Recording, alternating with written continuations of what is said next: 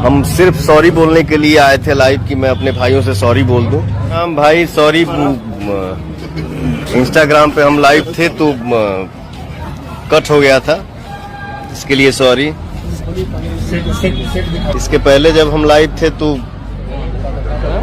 एक लाइन मुझे दिखा वो, तो आज जो कुछ भी है आज, अरे भाई भाई भाई भाई भाई लाइव हो प्लीज।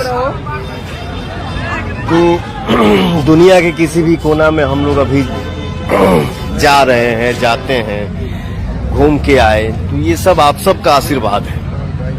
वो क्या है ना, शूटिंग रुका हुआ है तो शॉट लगा है, तो माफी चाहता हूँ ब्रदर, थोड़ा सा शॉट दे दूं।